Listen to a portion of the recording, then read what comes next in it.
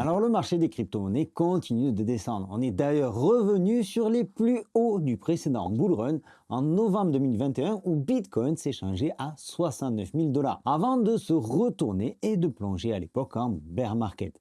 Alors pour le moment, on n'a pas de bottom, on n'a pas de point bas en vue, on continue de glisser lentement. Ethereum perd 5,81% sur 24 heures et Bitcoin 6,72% à 69 257 dollars exactement. Et personne, à l'heure actuelle, personne n'est capable de connaître ce fameux bottom avec certitude. Alors si tu restes bien jusqu'à la fin de cette vidéo, tu comprendras pourquoi il est si difficile de suivre le marché en ce moment. Et pourquoi il est donc impossible de trouver à l'heure actuelle le futur prix du bottom du point bas sur Bitcoin, même s'il s'agit d'un point bas passager avant un éventuel rebond.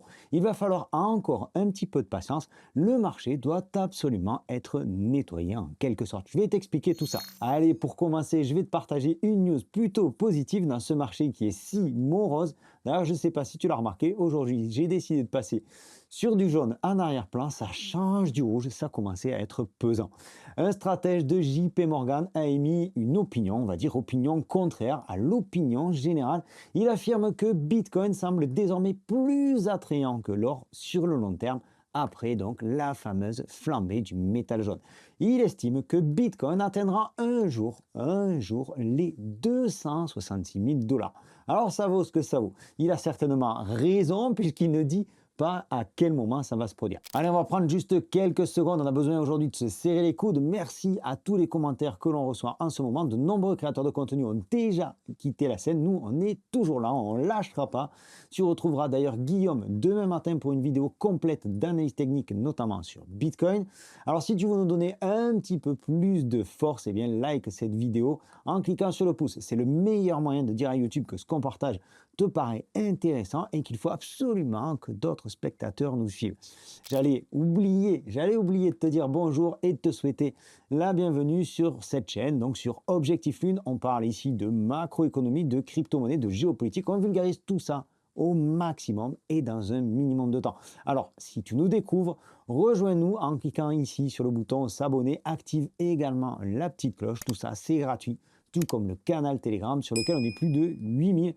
Tu y trouveras d'autres informations. Je te laisserai le lien en description et en commentaire épinglé. Allez, on enchaîne sur le premier des deux gros sujets du jour. Vitalik Buterin, le fondateur d'Ethereum, vient de vendre 2972 Ethereum exactement sur ces 3 derniers jours. Alors ça, c'est pas rassurant du tout pour le marché, mais on l'a toujours dit, ce qui compte chez Vitalik Buterin vis-à-vis de son bébé, vis-à-vis d'Ethereum, c'est toujours le développement technique de sa boîte. Cependant, ça reste inquiétant, on ne va pas se voiler la face. Il a vendu et il a tout réparti, il a réparti tous ses gains en quelque sorte sur différents stablecoins. Alors la question que les gens se posent, c'est pourquoi? Pourquoi est-ce qu'il vend maintenant? Finalement, il aurait peut-être pu vendre beaucoup plus tôt et tirer davantage de bénéfices. Alors l'hypothèse la plus probable, c'est qu'il serait en train de financer le développement de Ethereum et ceci surtout, enfin c'est l'hypothèse qui paraît la plus probable, surtout après les déclarations au sujet des Layer 2. Alors pour bien comprendre, on va revenir un tout petit peu en arrière. À ses débuts et pendant quelques temps, Ethereum a été jugé lent et particulièrement cher. C'est d'ailleurs encore quelque chose qui lui colle à la peau. Et ça a engendré la naissance des Layer 2, qui ont été une solution pour scaler quelque part Ethereum. Alors, ces Layer 2 ont eu leur heure de gloire, et aujourd'hui, ils sont devenus obsolètes, ou ils sont en train de devenir obsolètes, et c'est exactement ce que dit Vitalik Buterin, parce que Ether a fini par résoudre tous ces problèmes-là. Et Ether continue de se développer pour être encore plus performant, encore plus rapide et encore moins cher. Alors, quand tu as compris tout ça, quand tu as compris ce que je viens de te raconter là, eh bien déjà, tu comprends l'état d'esprit de Vitalik Buterin. Le coin Ethereum, le token Ethereum, mais là on parle d'un coin, le coin Ethereum est voué à être un coin utilitaire et pas pour spéculer. On est d'accord. Donc tu y réfléchiras la prochaine fois que tu décides d'investir sur Ethereum.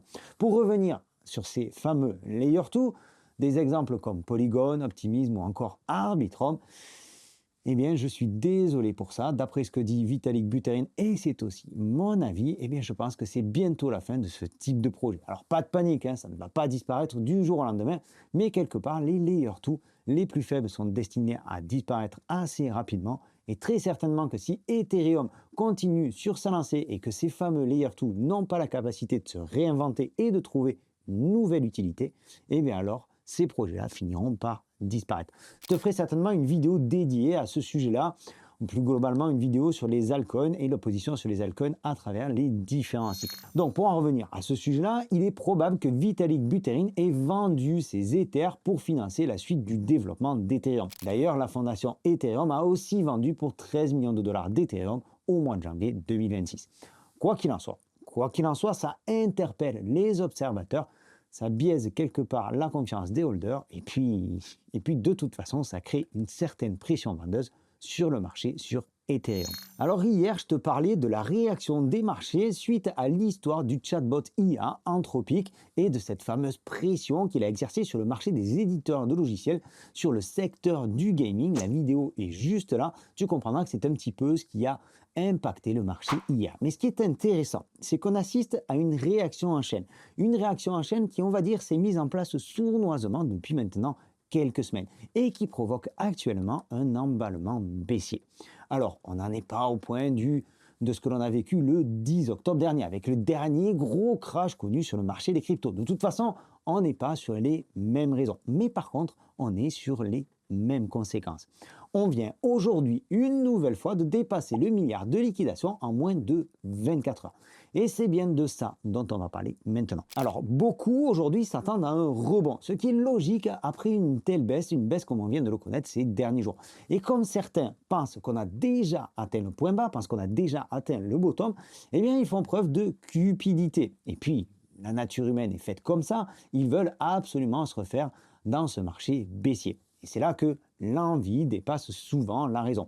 Donc, on se jette sur les leviers, on met des fois 10, des fois 20, des fois 50 sur les futurs, on croise les doigts, on serre les fesses et on espère que tout ça va passer.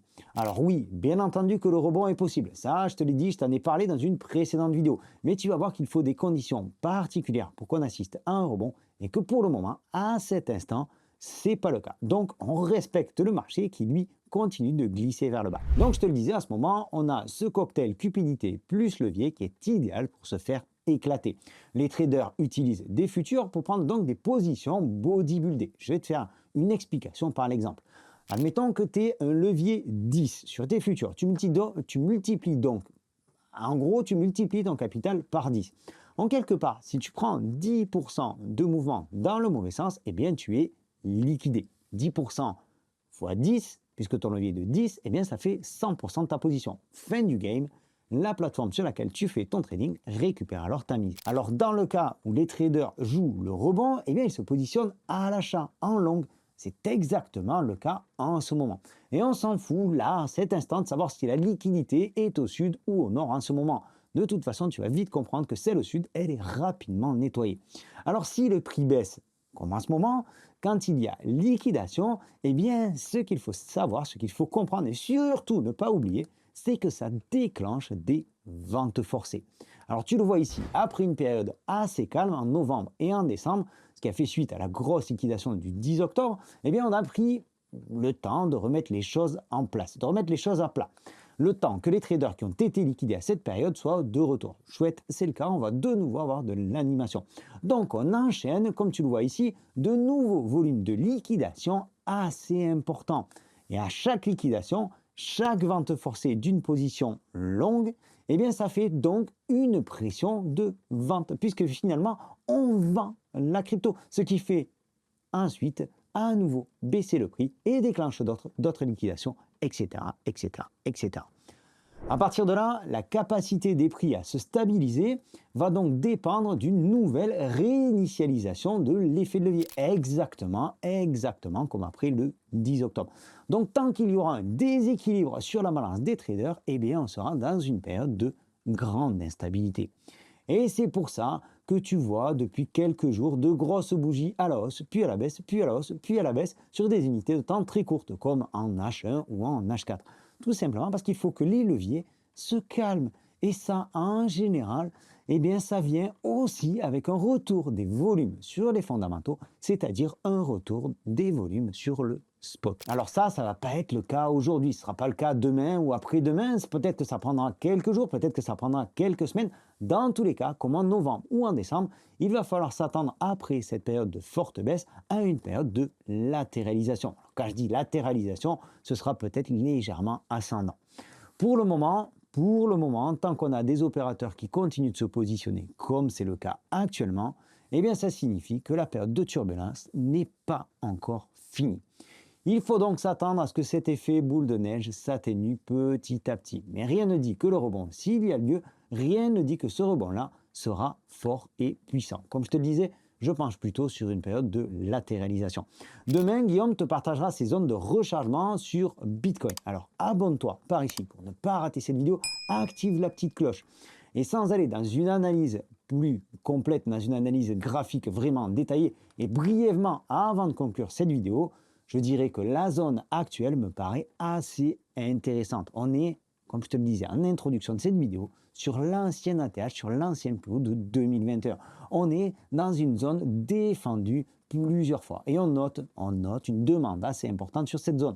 Attention, cette zone-là, moi je l'identifie entre 65 000 et 75 000 dollars. Tu trouves peut-être la fourchette large, mais avec la volatilité ambiante, ça ne me paraît pas idiot. Seulement voilà, si on fait le bilan de tout ça, la peur a envahi le marché. Et quoi qu'on en dise, et même si aujourd'hui le marché est aussi géré par des algorithmes et de l'intelligence artificielle, le sentiment humain a toujours une influence, un impact sur les marchés.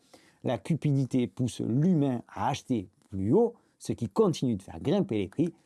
Et d'un autre côté, l'humain a aussi tendance à vendre quand c'est très bas, ce qui continue de faire baisser. Tout ceci par peur, exactement comme on le vit aujourd'hui. Pense à liker cette vidéo si tu l'as appréciée pour lui donner un maximum de force. J'en ai terminé pour aujourd'hui. On se donne rendez-vous dans une prochaine vidéo. J'espère que ça t'a plu. D'ici là, prends soin de toi et tes cryptos. Ciao!